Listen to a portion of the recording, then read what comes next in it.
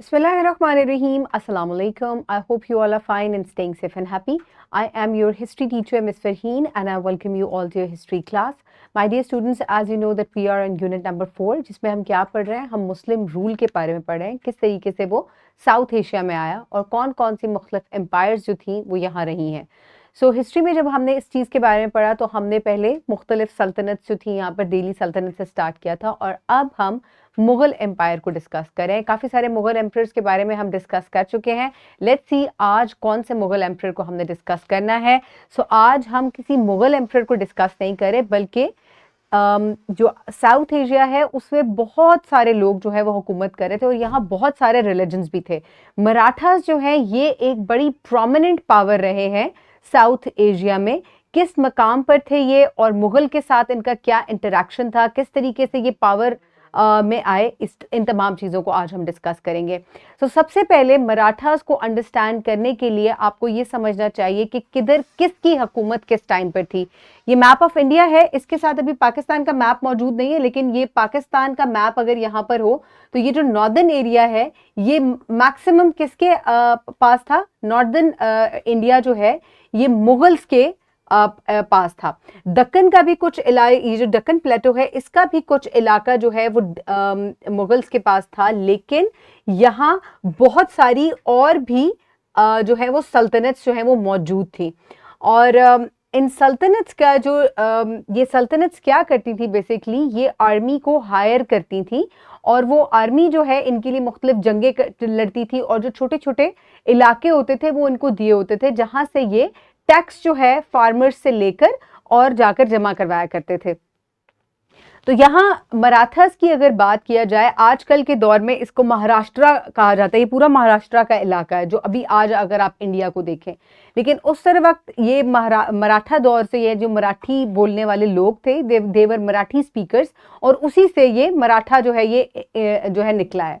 और फिर इन्होंने क्या किया कि शाहजी जो है उसने ही वॉज अ जनरल और शुरू में ये मुगल्स का भी जनरल रहा था, उनके लिए भी ये टैक्स रेवेन्यू इकट्ठा करता था. लेकिन उसके बाद इसने उनसे अलहदगी इख्तियार कर ली और ये जो सदरन हुकूमतें थी जहां पर मुगल एम्परर जो हैं इनकी हुकूमत नहीं थी, इनके साथ इसने इल्हाक कर लिया था, इनके साथ अपनी फोर्सेस कंबाइन कर ली थी और इनके लिए ये काम किया करता था. अब हुआ क्या कि शाहजी को बहुत सारे जो है वो इलाके जो है वो अलॉट हुए थे जहां से वो टैक्स रेवेन्यू इकट्ठा किया जाता करता था और वो उनका एक तरीके से सूबेदार आप कह सकते हैं, यानी कि उन लैंड्स को उनका एक तरीके से केयर टेकर था वो. तो अब होता क्या है कि ये जो मराठास हैं ये 17th सेंचुरी में दे ग्रू इनटू पावर और 17th से 18th सेंचुरी तक इन्होंने काफी लंबे अरसे तक हुकूमत की. ये शिवाजी है who was a very prominent leader और रूलर ऑफ मराठास. और ये किस तरीके से प्रोमिनेंट हुआ, ये शाहजी का बेटा था शिवाजी और इसको बहुत ज़्यादा जो है वो ये मकबूल इस वजह से हुआ क्योंकि ये जो दक्कन का इलाका है जिनके लिए ये जंग लड़ा करते थे और जो जो इलाके इसके इख्तियार में थे इसने उन तमाम को एक्वायर कर लिया. आर्मी इसकी पहले ही बहुत अच्छी थी, बड़ी स्ट्रेंथेंड अप आर्मी थी और गोरिल्ला वॉर टैक्टिक्स जो हैं उनमें वो बहुत ज़्यादा यानी कि उनके बहुत अच्छे थे वो. ये जो है एक तरीके से आप कह सकते हैं कि ये मराठा एम्पायर जो है ये उसका फाउंडिंग मेंबर है या रूलर है और 1647 में इसने इस एम्पायर को फाउंड किया.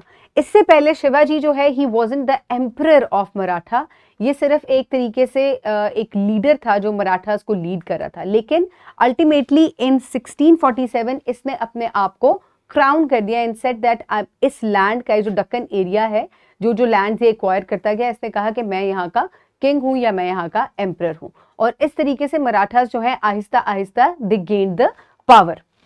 और गुरिल्ला वार टैक्टिक्स जैसे कि मैंने आपको बताया कि उसमें ये लोग बहुत ज़्यादा जो हैं ये they were very good at it and these tactics involve swift and surprise attacks on Mughal forces targeting their supply lines and communication networks. और बहुत सारे इलाके जो हैं ये इन्होंने मुगल्स के भी फतह कर लिए. बेशक साउथ एशिया में बहुत सारे मुख्तलिफ सल्तनत मौजूद थी, लेकिन सबसे बड़ा जो लैंड है वो किसके इख्तियार में था या किसके पास था, वो मुगल्स के पास ही था.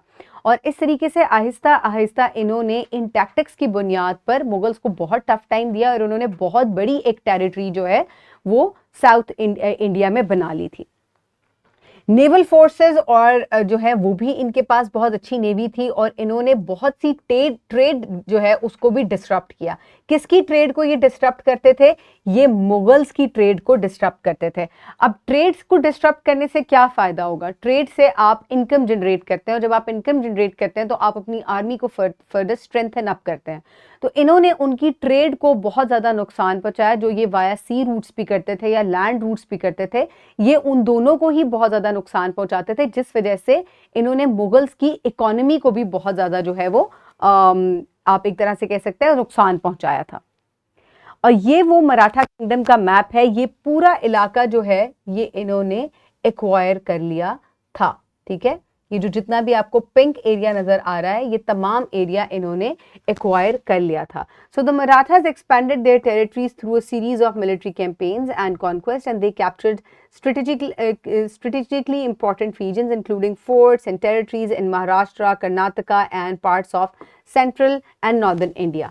So इन्होंने ना सिर्फ ये दक्कन प्लेटो जो है इसके अंदर बहुत सारे रीजन्स को एक्वायर कर लिया था, बल्कि जो सेंट्रल इंडिया है उधर भी और some parts of northern India भी इन्होंने एक्वायर कर लिए थे। अच्छा जी, उसके बाद इनकी किस तरीके से इतना बड़ा जब इन्होंने टेरिटरी एक्सपैंड कर ली तो किस तरीके से ये इतनी ज़्यादा मुनज़्ज़म थी? ये मुनज़्ज़म इसलिए थी क्योंकि इन्होंने एक सेंट्रलाइज्ड हुकूमत जो है वो बनाई, डिसेंट्रलाइज्ड हुकूमत बनाई हुई थी। और डिसेंट्रलाइज्ड एडमिनिस्ट्रेशन क्या होती है कि बेशक एक सुप्रीम पावर किंग उनके पास था, एम्परर उनके पास था, लेकिन उसने छोटी छोटी हुकूमतों के अंदर इसको बांटा हुआ था और हर लैंड के ऊपर, हर टेरिटरी के ऊपर उसने अपने चीफ जो हैं उनको बिठाया हुआ था। और वो क्या करते थे? वो वहां से टैक्स कलेक्ट करते थे और अल्टीमेटली पावर जो है वो किसी के पास आती थी या हुकुम किसका माना जाता था? वो माना एम्परर का ही जाता था, लेकिन उसने अपने चीफ को अपॉइंट किया हुआ था और इस वजह से इसकी आर्मी बहुत, या इसकी जो इनकी टेरिटरी है वो इतनी एक्सपैंड भी हो सकी। और एक चीज मैंने आपको पहले भी बताई थी कि इंडिया में सिर्फ कोई एक रिलीजन नहीं था, मल्टीपल रिलीजन्स, मल्टीपल कास्ट यहाँ पे मौजूद थी। यहाँ हिंदू थे, यहाँ मुसलमान थे, यहाँ सिख भी थे। तो इस तरीके से इन्होंने जब मुख्तलिफ लोगों के अंदर टेरिटरी को डिस्ट्रीब्यूट किया तो इस तरीके से इनके बहुत अच्छे जो हैं वो रिलेशंस उनके साथ बन सके। ओके, इसके अलावा एक और प्रोमिनेंट लीडर आता है शिवाजी के बाद, जिसको कहा जाता है बाजीराव। ठीक है, ही इज बाजीराव वन। और ये इसकी एक इलस्ट्रेशन थी जो कि मुझे मिली और मैंने सोचा मैं आपके साथ शेयर करती हूँ। He was also a very renowned leader in Marathas और इसने इसको पेशवा भी कहा जाता है। He was a Peshwa and his successors played crucial role in expanding Maratha influence and challenging the Mughals. So इसने मुगल्स को भी चैलेंज किया और उसके बाद इसने काफ़ी ज़्यादा टेरिटरी भी अपनी फर्दर एक्सपैंड की। So my dear students, major अगर हम बात करें कि कौन कौन सी फेमस लड़ाइयाँ हैं जो कि मराठास ने लड़ी, उनमें एक आ जाती है बैटल ऑफ भोपाल और एक है बैटल ऑफ पलकन, जो कि एक जो है इन्होंने मराठास ने मुगल आर्मी के साथ लड़ी थी, निज़ाम उल मलिक के साथ, और दूसरी जो है मराठास ने, और दोनों में ही इनको जो है वो काफ़ी ज़्यादा मेजर उसके साथ विक्ट्री। ओके जी, so Marathas rise and impact on Mughal empire. इनके राइज और इनकी पावर में आने की वजह से मुगल एम्पायर जो है वो काफ़ी ज़्यादा उसको जो है वो नुकसान पहुंचा और काफ़ी ज़्यादा पावर लॉस भी इनका हुआ। और मुगल एम्पायर के डिक्लाइन की वजूहात में से एक वजह जो है वो राइज ऑफ मराठास है। इसके अलावा और भी बहुत सारी वजूहात थी, जिनमें से एक वजह ये भी थी कि बहुत सारे अफगान और फॉरेन जो इंडियंस हैं वो आकर अक्सर जो है वो तंग किया करते थे, जिसकी वजह से बहुत ज़्यादा जो है वो इनको नुकसान हो रहा था चारों तरफ से। और फिर ब्रिटिशर्स भी यहाँ आ गए थे, जिसकी वजह से कलेक्टिवली इनका डिक्लाइन हुआ, जिसको हम आगे नेक्स्ट टॉपिक में डिटेल से डिस्कस करेंगे। So my dear students, for practice you can download this worksheet from the description box below this video और you can get it in print from by your teacher. Pause the video and quickly finish the worksheet. I hope everybody has finished the worksheet. So my dear students, homework के लिए आपने एक map लेना है south Asia का और उसमें आपने जो मुख्तलिफ इलाकों में मराठास ने बैटल्स लड़ी हैं आपने उन जगहों को पॉइंट आउट करना है। फर्दर आपने जो मशहूर तीसरी पानीपत की जंग मराठास ने लड़ी थी आपने उसके बारे में भी बात करनी है। चले, मराठास की जो ये जंग है इसके बारे में मैं आपको बताती चलती हूँ।